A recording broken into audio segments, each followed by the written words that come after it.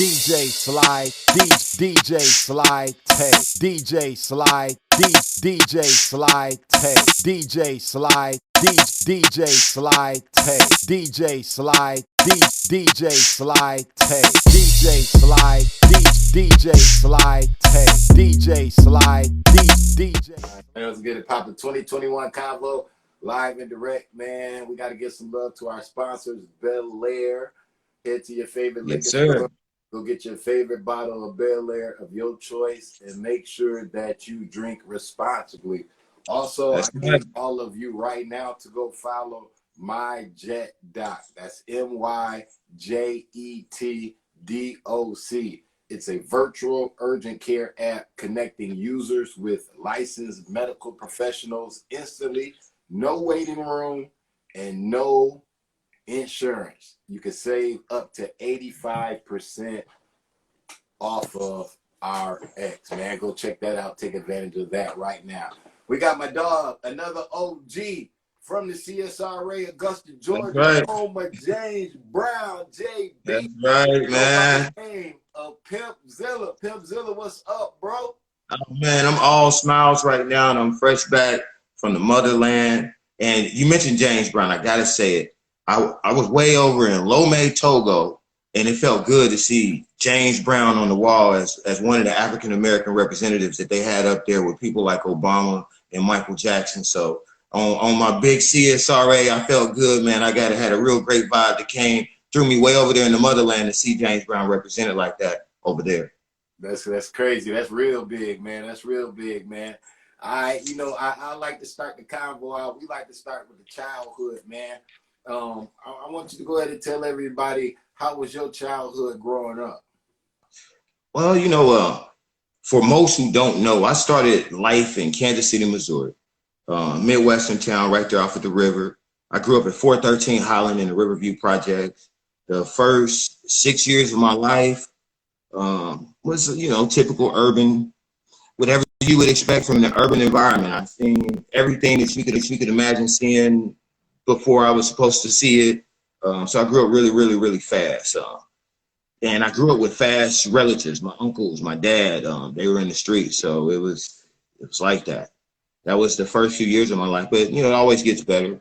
Move with my grandmother, go through trials and tribulations through Kansas City, graduate high school there. Eventually I lived in Chicago for a year, then I moved to Atlanta. And that's where our music story starts, in the A. Okay. Was there any is there any musical background in the family? Not really. No, my parents don't do music. For me, it was just maybe an older cousin. My older cousin Kevin, he had rap ambitions. In the first group I was in a group with him called Criminal for a Cause. So that's where I would say it started. Just seeing him, and he had so much passion for it to where it made me want to be passionate about rap. I really didn't know what I wanted to be. I just knew I wanted to be something, and seeing his passion with rap, I was like, okay, the girls like him, everybody at church liked my cousin Kevin. So that was one that I could say he's like that first family role model that I saw where I was like, yeah, I kind of want to be like him. Okay. What was some of the music that was being played in the house as you was growing up? Oh Lord, probably music that shouldn't have been played. To this day, one of my favorite rappers of all time is Too Short. And I can remember being a kid where I'm in a household where I'm hearing Run DMC and Fat Boys, but I'm also hearing the original Too Short cuss words, and Don't Fight the Feeling. And I probably shouldn't have been hearing that music at the time that I heard it, but it was what it was. And to this day, it's had a big influence on me. I'm a crazy Too Short fan. People say I sound like him. We crossed paths a few times, and I go by the name PimpZilla, so it seemed like that. It must have had something to do with what I was listening to back then. I can dig it, man. How old was you when you decided, like, hey, man, I need to go ahead and take music seriously? I think I was around 21, living in Norcross, Georgia. Had just got settled in, had moved there from the Midwest, and I started seeing people around me who had rap ambitions, different guys right here around Atlanta. And I was fortunate enough to cross paths with guys who were dealing with the Camp. The Camp clique was really, really popping then. So I had a chance to see dudes living out their rap dreams, like right off. Like one of the first DJs I met was DJ Jelly and DJ Monte. So I met these guys and I would go visit these dudes down off the MLK. So I would say for me, it was through the eyes of the DJs first. Seeing these two DJs, and it's like, wow, damn, they connected to everybody in the city just through right there at MLK. And it was just pomp and circumstance. My homeboy from Augusta, Dave, God bless the dead, he just happened to have stayed, like he was a neighbor of theirs. So what did he ask? His neighbors are, DJ Jelly and Monte. Monte would be there also. So those were the first guys I met in the music industry. Now, I didn't have anything involvement with them, but just seeing them, and they were successful then. Jelly had the tapes popping. This is circa like 96. So it just kind of gave me a window of optimism that, wow, I could really make it here. And these guys got their stuff on the radio right now. Yeah. So Atlanta was very exciting when I first moved here. It was. Now being from the Midwest, man, was it hard for you to adjust to the Atlanta lifestyle? I could say from a street standpoint, no. The places we come from in the Midwest, to me, especially for that era, we were a lot faster than the A. So the street side was easy. I came in here and I dug into the streets real easy. But I would say on the entertainment side, yes, because you didn't have a lot of Midwest artists that were on this Atlanta circuit. But I was very fortunate that my first artist that I met here and that I interacted with was MC Breed, who's from the Midwest. He's from Flint, Michigan, through Flex Records. And I did my very first record with him on Bluntsville. We recorded it in Norcross. And what it did was it established, having that relationship with him right off made it easier for me moving through Atlanta. Meaning I was able to go to Patchwork recordings with him. I was able to, just through him, because he was like really the man. He had already had hit records. He'd already had Ain't No Future in Your Front. He had already had a relationship with Tupac. Gotta get yours, I gotta get mine. So I'm rolling with the legend. I'm like the luckiest dude in the world. And that my very first song, I'm with the first dude from the Midwest to ever sign a record deal. And he probably got tired of me. Like I would ask him all these questions about Tupac and everybody else he did music with except for him. I'd be like, yo, what was it like with Rock? What was it like working with DOC? What was it like working with George Clinton? And he would say, like, he would just give me all these good vibes. And the coolest thing was to be in the studio with him and to get the access to other people. Like I met UGK at Patchwork. I was there when Outkast was recording Still Standing. Not Outkast, but Goody Mob. But you would see Cass and these guys rolling through Patchwork. This is Patchwork first generation. So yeah. I really feel like, I never really get to talk a lot about my first foray into music and how fortunate it was to, my very first time out, hitting it out the park and doing a record with MC Breed. Now, the record itself, we did a weed record in 1996, 97. So you can only imagine we weren't going nowhere with that in the A. But it was fun. And at this point, it's a classic in my catalog because it is my first song. And I'm still heavily active in the 420 community. So from start to finish, I could say it's been well-rounded as far as my career. Even from the time in Augusta, Operation Kush, I've always had that marijuana association. So that's the thing I liked about it. Like I said, being in the beginning, it was easier for me. To answer the question, it was a little easier for me because of my label, Flex Records, and because I had MC Breed. And at that time, you got to think, Breed had a relationship with Too Short. Eric Sermon was here in town. These guys all had the Rim Shop. And quietly, they probably had that 420. They probably had them. You know what I'm saying? This is that era, to where, and Breed had ties directly to Greg Street. Greg had just got here. So I'm meeting all these legends. I met so many people through MC Breed. God bless the dead. MC Breed, that's really where it started with me. Like meeting to him, and from that process, I met other producers. Because like my initial producer was Shannon Houchins. He went on to do real big things with Bubba Sparks and on to doing other stuff with hip hop. But through those relationships, I met Sanchez, who's part of T.I.'s camp. And God bless the dead. A lot of these guys are gone, man. That's the good thing about telling these stories now is you can give them their OG stripes. And then I met Bizzo Beats, who we've been tied in like we're like an Augusta gang star. Where he's Primo, I'm Guru. I've always kind of seen that as who we are. But that's where we are musically. Like that's really where everything changed. I had my relationship with Breed and all of that, but as far as my sound goes, it's me and Bizzo. Yeah. So you were staying out in Atlanta. How did it come about transporting yourself and relocating to Augusta, Georgia? Man, the Augusta part of the story is I always had when I initially did my projects with Flex, I had two members of my group who were from Augusta, Georgia. My god sister Shantae, God bless the dead, and the homie Dave. They were both from Augusta and they represented Augusta. So I always had that tie through them and their family. I don't have any natural born family there in Augusta, but that's where the relationship started. And when Shantae passed, she passed in a car accident in Augusta in '98. It just I wanted to maintain a bond with her family, and I did. And through that bond, we developed a relationship over time. Through knowing them, I learned a lot about like the club scene in Augusta. Just watching the clubs, I would visit clubs back in the day. There's clubs that don't even exist anymore. The Bucket of Blood and Mr. J. And I saw a unique vibe. I did something that was a little different from Atlanta. And I started just leaving Atlanta from time to time and just checking out the Augusta scene on some recon stuff. This is circa probably like 2001, 2002. At that time, my homie's working with Evander Holyfield. So in Miami, we started with that Bel Air. So I'll bring that full circle, but he's working for Evander. And I'm like, man, Evander should invest in the Augusta club scene. So I did this whole pitch with Evander Holyfield. I swear, where I'm telling him about Augusta. I'm like, bro, we should go down there. We could dominate. We could take over. Long story short, we never got an opportunity to do that, but it stayed with me. So even after, years passed, I get my own money. I'm like, well, you know what? I'm in Atlanta and you was part of it, bro. I was hustling at that time doing my brick fact thing in Augusta. I was pretty much finished with my music ambitions. I'm in Sandbar Manor eating Crab King. I can't make this up. I really am. I just did a load, probably had about 100 of them things gone in the streets. And I can say that now because they can't do nothing to me. But I'm sitting there like a fat man down there, and Sly Tay comes through in the Foxy van. I don't know if you remember this or not, man, but like really my whole goal was just, back then I would come to Augusta a couple of times a week doing my thing, and it was just a financial thing. I was pretty much, music was over. I was cool on all that. Biz was in Philly. I'm hustling.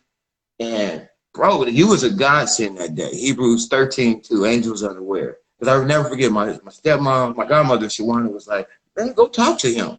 And I came and I talked to you. You seen the quality of I had a CD. I wasn't really that serious about pushing it. And you was like, bro, I could play this for you. I could get it on the radio. I could help you out with this. And that's really where it started with me, honestly. I can be honest. A lot of guys don't give guys their flowers. But for me, that in Augusta, Georgia, for real, that's where it started with me. Like, as far as I was like, oh, okay. Because I remember, I never forget, I gave you the CD. I'm way in Atlanta. My god sister Shalonda calls and is like, Mike, your song is on the radio. Your song is on the radio. And I'm working a call center job. And I leave out the call center to come listen to her with you on speakerphone. And my homie Smurf and different people calling me C-Ball, Rick D. Like, bro, the song is on the radio. And that really it gave me a lot of confidence. And that's where it started. I was like, man, he really did what he said he was going to do. And I hadn't had a lot of experiences with radio personalities or gatekeepers in general doing the stuff they say they was going to do. So, I mean, I had money at that point. Like, the money wasn't an issue. So I was like, you know what? I'm going to commit to at least doing more with entertainment. And that's where it started for a lot of people. Really, with our relationship was a first domino.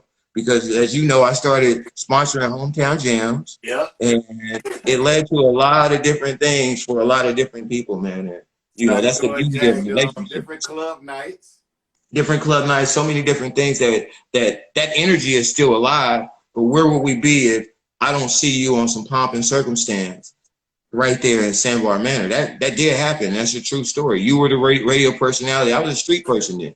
I happened to do music. I didn't have any records that anybody knew back then, especially in Augusta. And now here we are years later. I got AR, Roll With Your Boy, Thank You Dog, and a list of other records. I was talking to Yogi and I was like, man, a lot of people don't realize that at some point through you, I've had over 20 records played over the airwaves in Augusta. Yeah. Some good, some better than others. But I don't know how many artists can say that.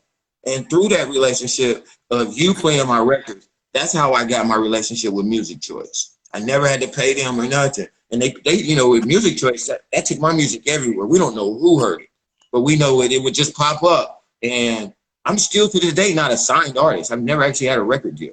I've had labels who like me. I've met with labels like Raucus when I was in my spitter days, Flip and Slide when I was in my player days, and most recently like Nitty and different people like that in my Augusta part of the story. But I've never had a record deal. You know, I'm just an indie guy in it doing the best I can. And the fact that we got a story out of it, man, that's what's awesome to me. Is the PimpZilla story is awesome because there is a story there. You know, we probably did hundreds of nights at the club. We pioneered things as far as trap music is concerned. And I still got those relationships with people like Zaytoven, crossing paths with people like Gucci Mane, doing a record with Gucci Mane. A lot of those things, you try not to take them for granted. Because Gucci Mane's the Hall of Famer, what does that make me? For, you know, record you did with Gucci Mane, he was like, yo, I got a record with Gucci Mane. I was like, you got Gucci down? He's like, yeah, Gucci down. And we did the record. I was like, what the fuck? And he came to the crib to do it. That's what's so dope about that is that Gucci is such a real solid dude that he was willing to come to Harrisburg, do the record, stayed all day, blew the best. Bubble Kush, I think, was the strain that was really going at the time. It was him, Mojo, Walker, all them at my house. You know, that's a good vibe. And they'll never be able to take, no one can take that memory away from bro. And like my grandmother would say, God bless her dead, the killing thing is Rob Black, my Decatur Eastside homie, is right there with me while I'm recording it to stamp it on Eastside. It meant everything. And to this day, that record is a legend. It's like in the trenches of not just Augusta and Atlanta, they know that record in the trenches. It never became a mainstream record or anything like that. But they knew that record at the Lever. That record played on the East Side where Gucci Mane is from. And where I've DJ'd at through people like Rudy and some of the DJs there. So I take a lot of pride in just things we accomplished through Augusta. I think we touched the world in so many capacities. And I've had people really talk to me about a career and they be like, well, how do you feel about it? And I feel like I had a great career considering I'm just a drug dealer, bro. I'm just at that time, and even now, I sell drugs now, but I sell them legally. But at that time, I was just a drug dealer trying to find something else. Really just trying to find something else. And I found Augusta, and Augusta gave me opportunities and experiences that I'll never get anywhere else in life. I've literally went around the country looking for a PimpZilla, looking for a soundtrack type situation. And I've yet to find it. I just think what we had was so unique. The stars we had come through there, when we had them come through there, I truly think if you quantify it, it's the best era ever to me. To me, when you look at the people who came through and we're the people breaking these people. Like I got homies who got plaques who never did nothing for real. They got plaques and that's me hating. Yeah, I'm a hater. I'm a little salty about it because I know I really broke those records. I remember me and you with Plies in Orlando when no one knew Plies. We're the only two DJs in America who knew Plies at that time. Yeah. Now he's a household name. Everybody watch him on social media and things. And I remember the original Plies, like we were the only two, literally. We're in the state of Florida and they don't even know his music like that. They ain't know his music. You had that shit going crazy in the track, boy. It just puts it in, you know, and that's on T.O. It just shows you through Augusta. And I still think it's like that to this day. Augusta is such a unique place because, I mean, that's why I'm on here getting interviewed. It's the CSRA. And even after me, you look at what P Nice did as a promoter and artist and what he's still doing as Ugly Money Niche. You look at Blue Marley, you look at Seaball, you look at Pig, you look at that we've had a movement there. You look at VTech, there are enough names to where you could say, man, the Augusta does have a scene. Then you look at a TK and Cash, you look at a TK, you look at everybody in between. DJ Spins, of course. Like, I mean, the guys who are legend, like Spins is definitely certified first ballot Augusta Rap Hall of Famer, if there is such a thing. Like, and maybe that's some stuff for us to look at. Because in Kansas City, I'll never be a Hall of Famer in rap. Most of them don't know my songs. They know me for other stuff. They do not know me for music. That's the weird thing. And I'm from that place. Whereas Augusta is everything to me when it comes to music. I mean, even like a lot of my Atlanta stripes come from Augusta, where the relationships, I met guys as they would come through the club, as we would bring them through the club. Remember, we were really that first outpost for a lot of those Atlanta artists. And we created that system of, okay, well, you got to start somewhere when you leave in the Atlanta scene. And that's what made us hot as the Augusta market. We've always created that bridge. And I don't know if it's still like that, but I know in my area it was like that, to where I have the relationship, and to this day I had a relationship with guys like OJ the Juice Man, with guys like Young Rao, where it was bigger than music. It becomes a neighborhood thing. Even to now with a guy like Zaytoven, who's still in in it in the trenches doing what he does, to where you can always, you know, access these guys in the music industry and in the entertainment industry in general. Now, man, you did something unique during your time that I've never seen done before. You know what I'm saying? You are an artist, but not only were you an artist, but you rocked the motherfucking club every night, bro. Yeah, that was the fun, man. That was that shit. I can say that. I can speak my mind. Now that I look back on it, when we was in it, you just in it and you don't really get it. But having it, it's years later, and you can kind of put it in context. You can't even rock out like that no more. That shit was lit. Half the guys who was in the club when I first started, and I fucking sucked, by the way. I was like the worst DJ ever who became a Hall of Famer. Niggas don't know I started on DVD players, bro. I was terrible. Bro, you were bigger than the radio DJs, plus getting booked more than the radio DJs. I know. It just shows you maybe the quality control wasn't, the people didn't care that much about the standards, but it was just a vibe, man. I put it all in context for that era because it's dope DJs, and we still got like you and guys like some of the other guys from right there in Augusta. Where would we be without our relationships with each other? Because we were feeding off of each other, and we all helped to create a scene. To me, that's legendary. Where you have the Gucci Mans coming on multiple occasions, the Juice Mans, the Plies, the Roccos, and so on and so on. I think that's the legacy. When you go back and you look at the era before us, you had artists coming through, but they came through like tinted windows. So ours is where you're getting them in a dope capacity, where people were getting to see these artists they love, but they seeing them and we all grown. It ain't no kid energy. No disrespect to the tent. But I never really did the tent like that because I was old when the story started. So it didn't make sense for me to be at tinted windows and to do that. I went there to recruit like some of my guys like Blunt Have and the OS and some of the different people you've seen, O-Dub, some of the youngsters who I interacted with and worked with. But I never vibed with the tinted windows thing. And like, really, that's how I became a DJ. Kiki would play my records.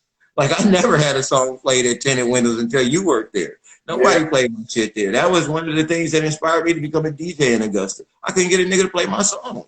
Now, mind me, maybe the music wasn't that good, and I really, really wish they would have just told me that. As opposed to, man, I heard everything in the book to where at one point a guy tried to charge me $800 to get my music played at tinted windows. And I'm like, okay. I'm trying to get over because y'all know I'm a hustler. Okay, I got you. And I just started renting out. Man, I swear to God, that's when my first party in Augusta, it was a principal thing because the nigga really tried me like I ain't had no money. Like, bro, niggas will try you. They get to capping and shit. And I'm like, bro, you talking to a real drug dealer here. Like, wait a minute, nigga. So I was like, that's how I got the soundtrack the first time. I was like, okay. Go rent the club, and I didn't DJ. And I had DJ Casanova was the DJ. It was like I was proving the point that even my first concert, I never forget, man. I was at All About Music right there. I can't even remember that was the street it was on. God bless the dead Henry. But I remember like talking to like Dorian and Marty, who's Common's cousin. That's what we knew. That's Common cousin. And they were telling me, they were trying to really convince me that I couldn't get past Detroit to show up to Augusta, Georgia. I never forget saying, man, well, shit, anybody gonna show up if you got some money. Last time I checked, I got some money. Hell, I bet I can get this nigga to show up. Now, what's gonna happen next? Who knows? And you know, that's part of the legend, man. It's like I've always been willing to dance on that line. And I think when people look back on the PimpZilla, the Augusta version of the story, they'll see a guy who kind of danced on the line a little bit. There's some times where I probably shouldn't have did some of the things I did. I'm guilty as charged.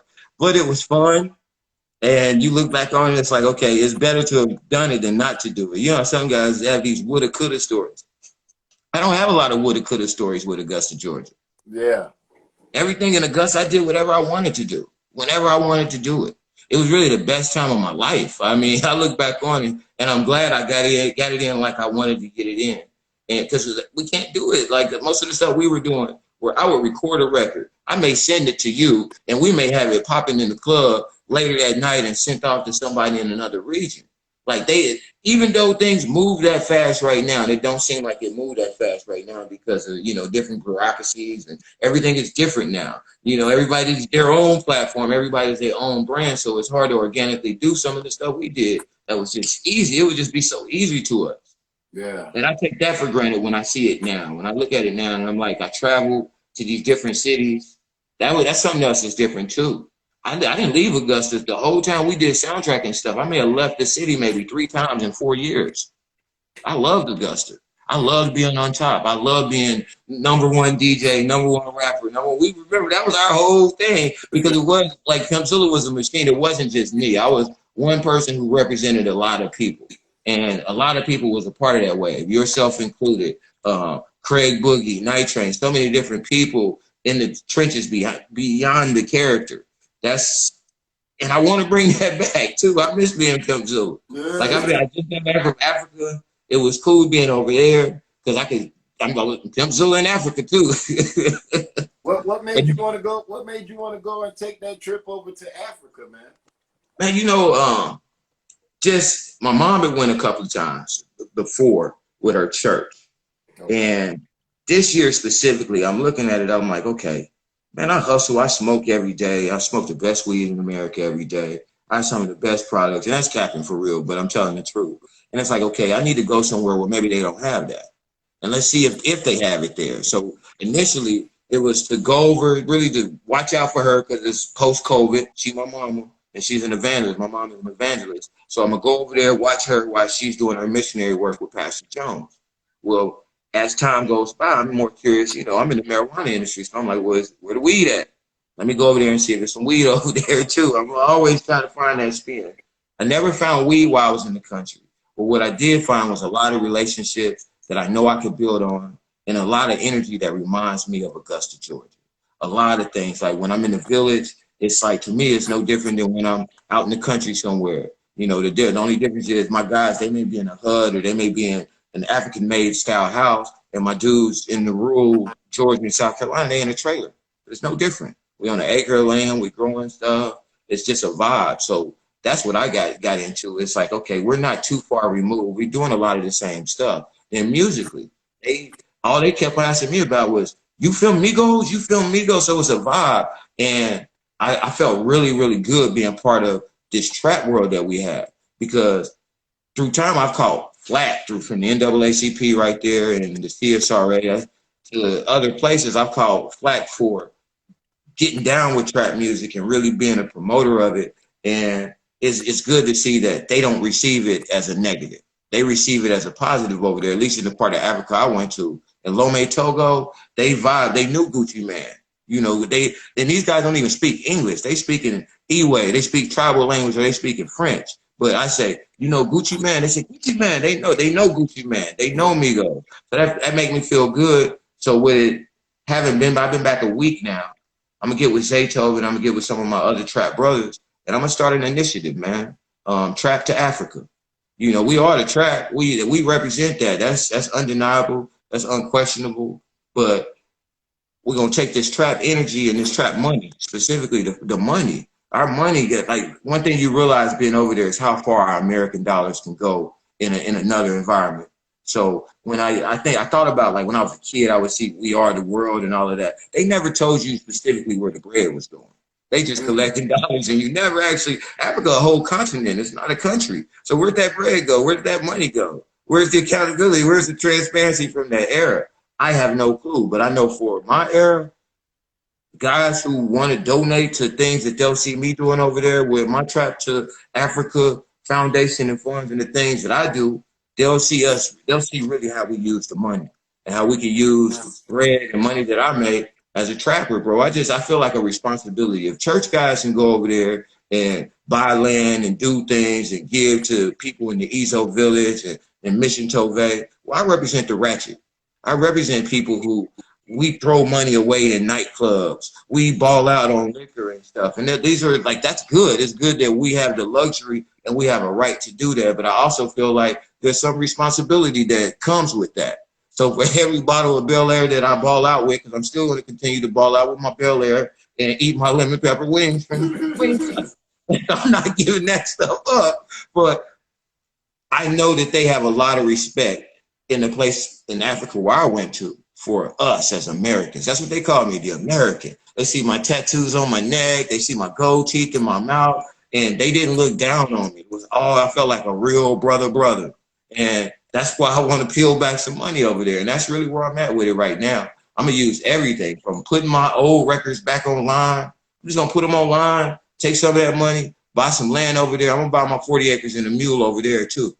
Okay. So that when bros start to talking like how Nas talk on the movie on Belly, let's go to Africa. Where you gonna go, Nas?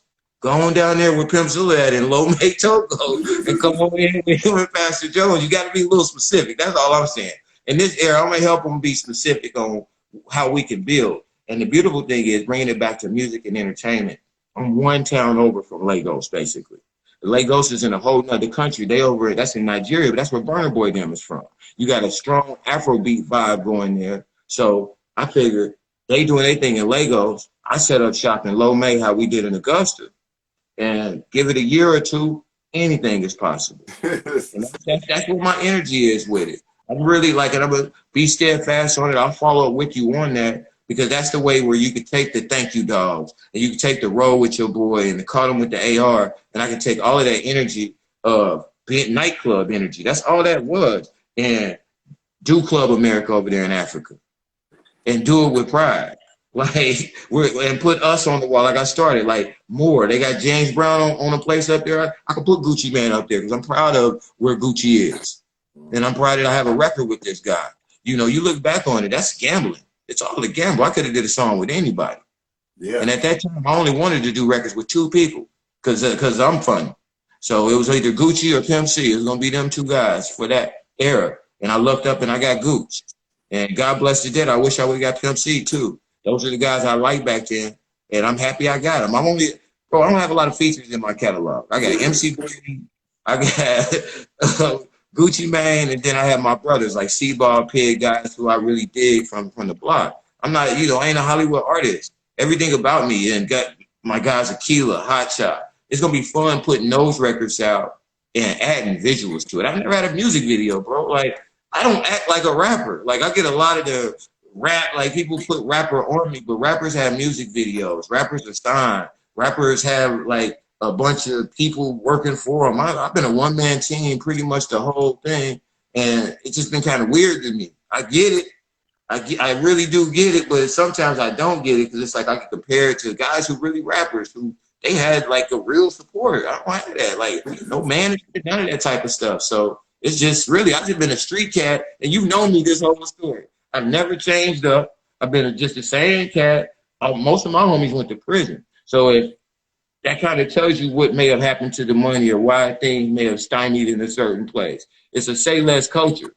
So if you look at everybody I'm around who's on the original Trigger Man, if they all go to jail, you kind of get a sense of how we live, what's going on here, and why I have to walk away from certain things. Maybe I can't hustle like I want to hustle like I was doing a year ago, 2 years ago. And there's reasons for that. But the blessing is I'm able to be out here. C-Ball made it home. Pig made it home. A lot of our guys that I started with, they made it out. So it ain't a negative, sad story. My nephew Ernest on the way home from prison. I just want to give these guys, I'm their OG. I'm one of the real OG. Augusta don't have a lot of rap OGs. So as a rap OG, I just want people to see me continually progressing.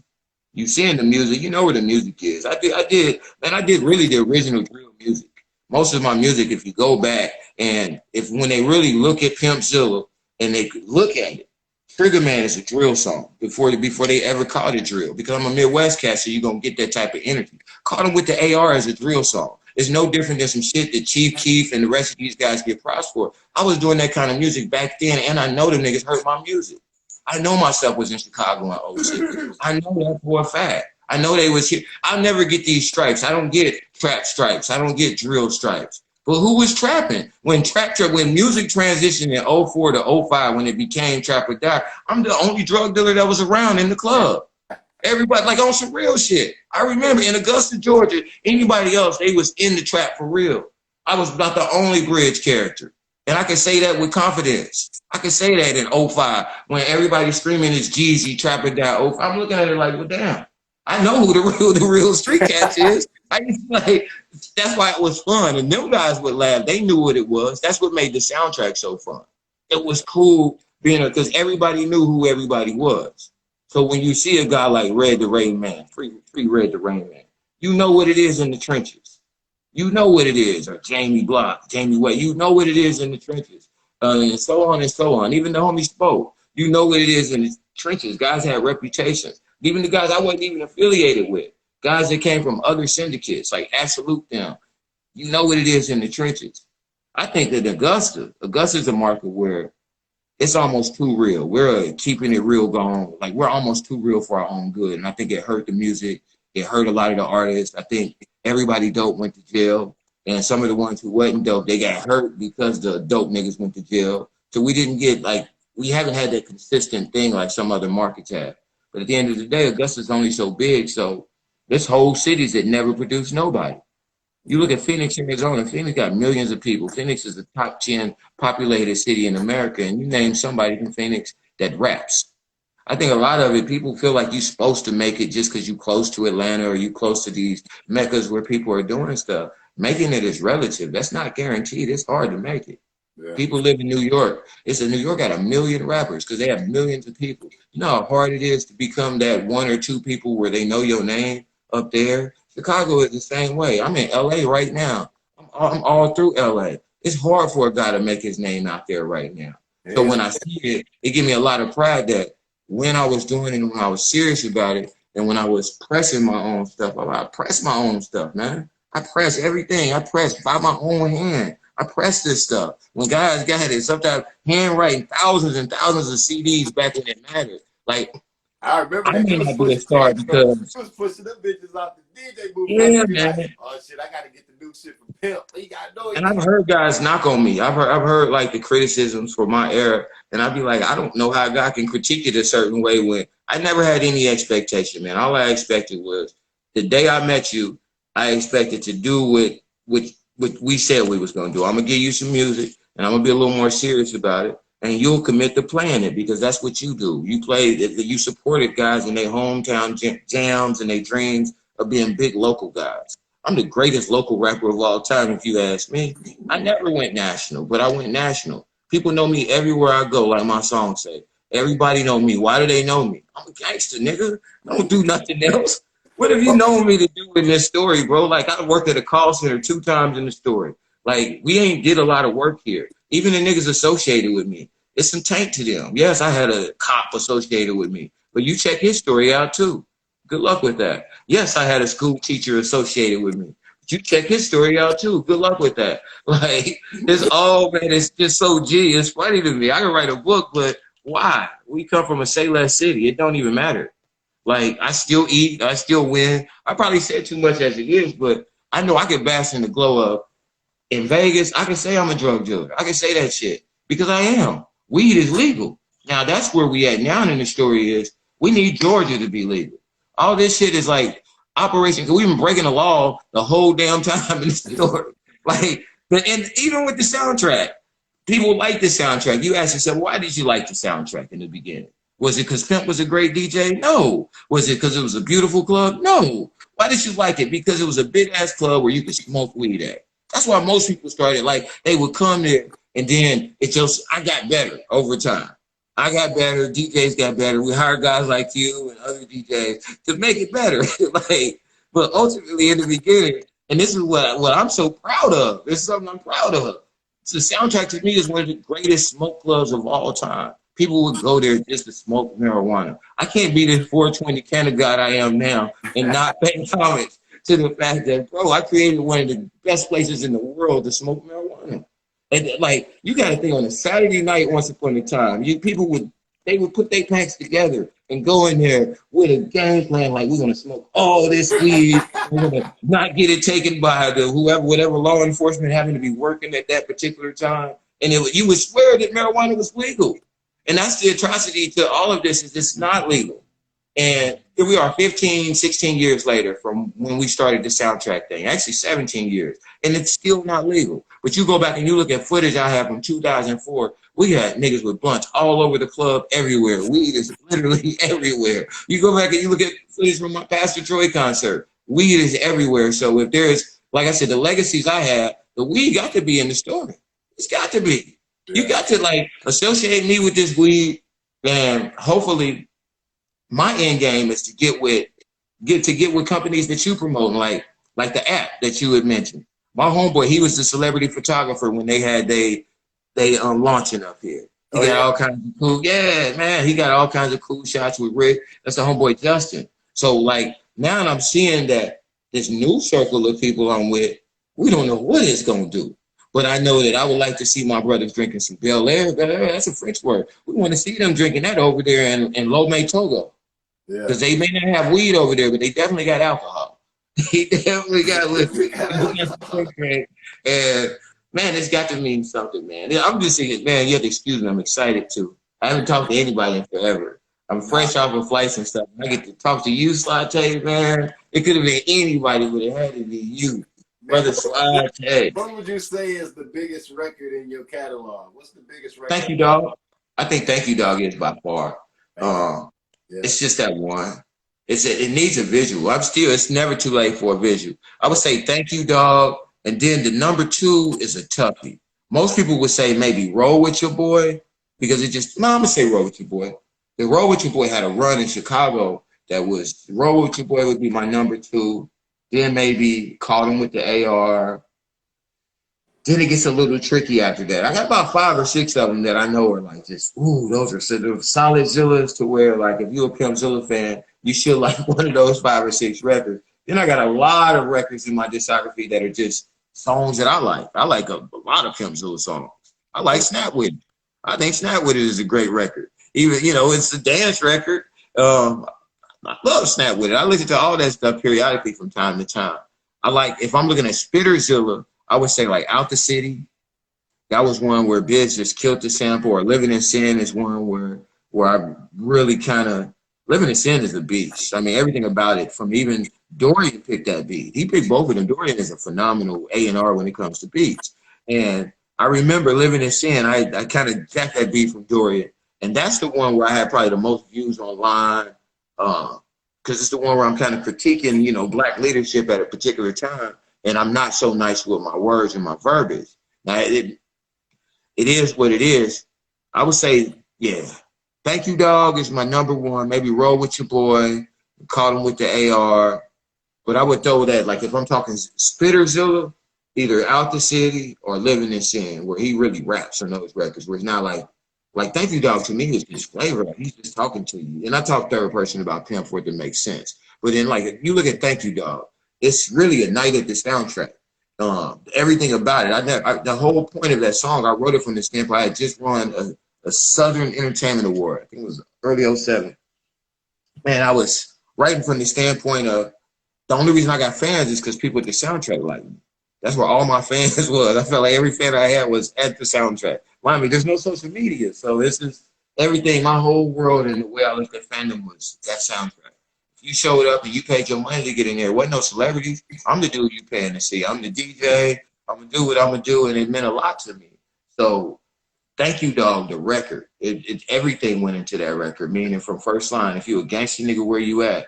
Like that's where I come from. That's where the gas at, cause I need that. I'm a drinker. Where the weed at? Who got a dro pack? My bad bitch want a bump. Where the blow at? I'm keeping it as real as possible. Where the real at? Is you a real nigga? What you did? You popped the pill, nigga?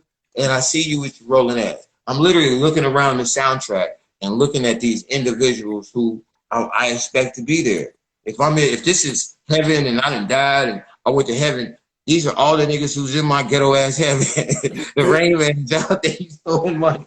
And the Rain Man is relative because there's a Rain Man in every city. There's gonna be a nigga in every city that's gonna throw some money. There's gonna be some bad chicks in every city. But in that particular song, it's a night at the soundtrack. And it's the best night at the soundtrack whenever that was for you. And that's why Thank You, Dog will always be number 1 to me. Classic. And you still play that record. I mean, you still play it and people they'll hear that record and they get a certain vibe and energy and they're immediately thrown into like the track club. They feel like even if they didn't go to the soundtrack, they probably heard about it and they've seen the legacy. You've seen Yo Gotti is a Hall of Famer at this point. Gucci Mane is a Hall of Famer at this point. Boosie is a Hall of Famer at this point. These are guys who they was regulars. Like you've seen these guys at least 2 to 3 times. And you say, well, where did you see them first? Oh shit, I seen them at the soundtrack. Well, which era? The PimpZilla era.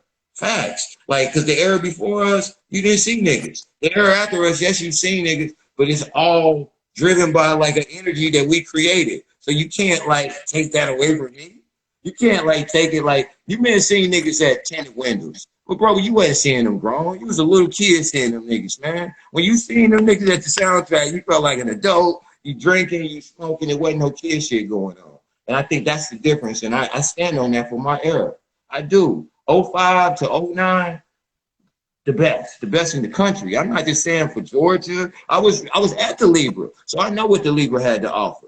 And the Libra would be the only place. I went to Keisha's spot in Savannah. If you're talking just trap clubs, period, in America back then, #1. We was #1. And I put it in Murder Dog. So if anybody had something to say about it, they could have said something back then. I went in a Murder Dog magazine and let them know back then, hey, bro, it ain't no club like the soundtrack right now. Nowhere. And I hadn't went anywhere to see back then. I just had that kind of confidence. Nice. Having traveled this many years later, I've traveled. I've yet to see a place like the soundtrack. The soundtrack is, and the soundtrack under my era, you have to say it specifically. Soundtrack with PimpZilla is like the Trap Apollo. That's the Trap Apollo. That's the movie. Yeah. That's the movie. Anything that came after it is bullshit. You have to kick it for that. That's the movie. Gucci Man, Boosie, Gotti. That's the movie. These guys, you look at where they are. Juice Man and other people. That's the movie. Because all these guys are legends. They the guys you prize. They everybody that you love. They the ones who inspired everybody you looking up to now. The thugs and the little babies and all of that. These guys had to be inspired by somebody. And that all came through us. So, you know, PimpZilla I'm an individual, but I feel like I represent that 4 to 5 year period in Augusta, Georgia, where you had the soundtrack and clubs like Dirty South. There's a few other clubs too now. I ain't gonna just make it like it was a soundtrack. And the spot, for crying out loud. The spot was like, man, this was one of the spiciest clubs I've ever worked at. Everything at the spot. Yeah, over in Carolina. That was the good old days. God bless the dead Aquila, man. I miss Aquila the most. All the nights of like strip clubs and just doing everything for it. That's the only, if I could change the story, man, I just wish I could bring bro back. And I mean, you can't do that. That's the person I miss the most. That's everything about it. Like, yeah. I wish we could have did more with Smoking Aces. I wish I could have did more with that life after, you know, the soundtrack. I really did, like, in retrospect. But it is what it is. All we can do is just keep pushing forward. And right now, the pushing forward is, man, I feel blessed to be talking to you right now, to be on here. I know that this is the start of something and not the end of something. Like, we may be talking about old chapters in a young life, but there's still a lot of life to be lived. There's still a lot more things that we got to accomplish. I mean, since I left this out, I got 2 degrees, you know, and I got to use those. That's why we got to touch on that real quick, because we got about 11 minutes before it hit. Okay, cool. Instagram, they only give us so many minutes before they shut us off, and we got to log back on. But I don't want to lose this footage because this was a great interview. But that's what I want to touch on, man, with you. When you left the soundtrack era and you left the city, you went back home and you got degrees. What made you want to do that? And what made you want to go ahead and get back in school and get these degrees?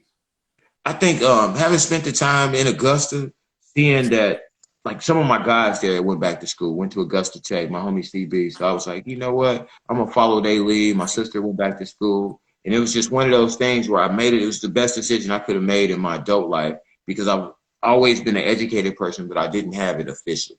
So now not only do I have my degree in communication studies, I have my master's degree in liberal studies with my, you know, my emphasis being marijuana in the marijuana era. So that allowed me to get experiences I would have never gotten, you know, to go to cities like Seattle and Denver and Vegas and LA and Humboldt County, and to get all of these cannabis experiences that, you know, if I'm in Augusta, I may not get those experiences. Marijuana isn't legal there. So it's a blessing. It's been really, really a blessing.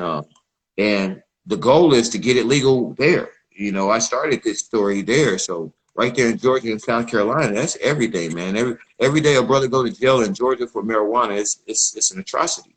It really is. When Georgia runs everything politically, they elected a president and 2 senators right there out of the state of Georgia. So brothers shouldn't go to jail for weed there.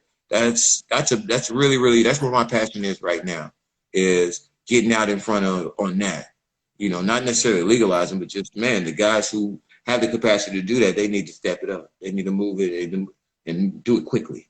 Do it quickly, okay, man. Yeah. Now you also, like you said, you didn't got into the marijuana industry, man. Can we expect to see you opening up your own shop one day or something? I mean, maybe not. Like right now, I do a digital boutique, and that's the best way to put it. Whereas I specialize in products. I mean, I work with 2 or 3 distributors out west, based out of Los Angeles, and we pride ourselves on having the best flour, the best pens, the best edibles, of course. For the last 2 to 3 years, I took a lot of pride in being the Eddie man, and pushing things forward in that particular bracket because I seen it as the best chance to just advance myself in the industry coming off with my degree. I made a movie about it. I've had a lot of success just in the trenches with it. That's how I eat. Honestly, I eat daily off of sharing my movie, which I only put it on Facebook. I never haven't put it on IG yet or YouTube, but I've talked to Netflix and other platforms about it. They like what I'm doing with it. And they've had a chance to kind of watch me and see that for the last 2 to 3 years, I've been ahead of the curve. If you watch what I'm doing with the edibles or just with products in general, you know I'm moving at the speed of light with this stuff to the point where, and I've had an opportunity through that to meet with the right people, to meet a Snoop Dogg, not to meet him, but just smoke with him and have good vibes with a lot of these people. My dream person is Burner. I want to be like Burner. Burner is the man in our industry. So, and right now I got like people like Gas House and people, the Shark Lotto people hit me up. So I got a lot of the right people in the industry looking at me, and those are the people I want to interact with. The cannabis industry to me is where the hip hop industry used to be. We the new money. We the new everything. You could take everything off of it. We the new thing. We paid for the Mike Tyson fight. Most of those were canna-friendly brands who paid for that last Tyson fight. You'll see more cannabis brands doing things as far as even Rolling Loud. A lot of the concerts, that's still cannabis world inspired. And you'll start seeing even more festivals, more shows. So there's so much money. Like the cannabis industry generates billions of dollars. So it's just a matter of time before those dollars trickle down and you start seeing artists like myself where we get our own deals directly, like how you, like Bel Air is sponsoring things. You're going to see more cannabis sponsors pushing forward. Because we're just like liquor. We're just like tobacco. So it's just a matter of time. So hey, myself. Man, I'm ready to sponsor some products. Yeah, man, it's just a matter of time. So that's where I see it going. And yeah, with you and what you got going on with your platform, the sky is going to be the limit. And like I said, cannabis world is just everything. It is hip hop. You know, when I go to Long and you see what Snoop Dogg was and what Snoop Dogg is, you understand it. You see the power of both. And there will always be that connectivity with weed and with music. You know, going even before rap music, Rick James, and even before him with Cab Calloway back in the day with and Louis Armstrong. You always going to have that connectivity with marijuana specifically and black music, marijuana specifically and white music, marijuana and music in general, marijuana and entertainment. So that's why I'm in. Hopefully, I can take my experience as a musician, my experience as a promoter, and put it all up in a pot, pardon the pun, and make a ton of money through marijuana and, you know, full circle, send some of that weed money back to Africa with our initiative there with that Trap to Africa, just keeping it full circle, man. That's what PimpZilla is on right now. And always staying on a positive family vibe and always positive for the CSRA, man. Everybody who getting it in there. I'm a really a big fan of you for just this new platform that you have. I've been watching you on this one, but the opportunities you've always given indie guys like myself through the years. Where would PimpZilla be had he not crossed paths with Sly Tay? And that's the way I always present it. I always say that because I know what type of person I am, and that was the right type of encounter. Hebrews 13:2, angels unaware. You was an angel to me, bro. Anything, I could have ended up down that road like one of my homies. You know, It was me and you gave me enough. I slowed down. I stopped doing some things because I started like, you played my record, bro. It was Spinners on the Truck. I never this nigga played Spinners on the Truck. And that changed my life. Now, it would take me a lot of records, bro, to get to records we talked about. A Thank You Dog, we caught them with the AR. Some of the records that Augusta liked. I went through a lot of songs to get to those records. But the fact is, you gave me an opportunity and you gave me a platform. And I'm forever grateful for that. And I will continue to tell that story because I think those stories need to be told, that guys who come from the streets, regardless of how educated they are, Education is relative. That they can know when there was a moment where something changed or where somebody came into the story that changed things. And you were that somebody. You were that was a very, very important domino in my story because I look back and I just know where what could have been and the what could have been. I always look at the other side. I'm a guy from the street, so if I don't follow through with you, I don't know what could have been. Yeah. You know, and I'm the best part of this story. Everything worked out great for me. Like you know, doing the right thing. I've been able to see my father come home from federal prison after a 23 and a half year bid. You know, so I've seen people lose. I've seen enough losses. So I just want to see people win. I seen my homie, one of my best friends in life, Seaball, born and raised in Augusta, Georgia, go away solid, do his federal bid, come back. And he's a person who got railroaded by cops right there in Augusta. That happened. He wasn't supposed to have been gone. That sabotaged us in a way. But that's life. And ours is a success story. We out here. We still contributing. Reek did. When I see Reek and I see Ball and I see Biz and I see everybody still active in Augusta, I'm happy. I feel like I did my part because them guys still going. Some of them was going without me. Some of them, you know, I've been a part of their thing. But it's good that everything is still going. And who knows? I may come back with a record or two here or there. Like that, we shall see. Hello, man. We need you back, bro. We need you back. But definitely. Well, either way, man. I appreciate you, sir. Big salute there, Sly Tay. No doubt, man. You gotta keep us posted on the Trap to Africa, man. I think we should start just hashtagging that. You know what I'm saying? Yeah, I really wish you would for me, and they'll see more with it, and I'll get a chance to really get out in front of it. Like you'll see as I start coming with some of this footage that I shot over there, and they get a chance to see some of the things that I encountered while I was over there. They'll understand that, man, we could really buy our 40 acres and a mule over there and really have something that's ours through me. I want to be the vessel. I want to be that person. Why not PimpZilla? Nah, that's why not? On some Trap to Africa, why not me? So that's where I'm at in this story. I'm excited about it. I like that. Man, to the point where I got these bees. I sell I'm gonna be getting stuff direct from the motherland. Like some of my marijuana necklaces, they'll come straight from over there. Like, why not? Yeah. I wanted I'm brokering deals with them and some other countries too. I met with my Cambodian homie yesterday. I'm looking at it like, okay, if we can take some of these American dollars and do something internationally with it, why not? Now, it's good to do stuff here too. Like, I mean, my sister does a lot of stuff here as far as community and positive initiatives. But I want to be able to, I see like some of my Mexican homies, they send money back to their motherland. They send money back to Mexico. I want to be able to do that. I want to have that relationship with an African nation. And Togo was the first place I landed. They showed me so much love to where I'm going to build on that. Man, I love the vision, man. Go ahead and throw out your social media to everybody so they can go ahead. Man, they can get me at PimpZillaShow on Instagram, Facebook, pretty much on everything. It's going to be at PimpZillaShow. And we'll get a website up and going soon. We'll tighten up on a lot of this digital to where they'll have a little more access to the PimpZilla. But I just thank you for just this opportunity to give me a voice. And if anything you need from me, Sly Tay, just let me know. I'm always available for you.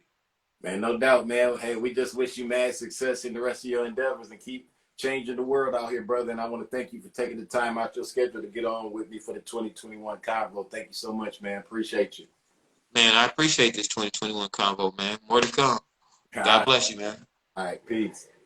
All right, Sly. DJ Sly, DJ Sly Tay, DJ Sly, DJ Sly Tay.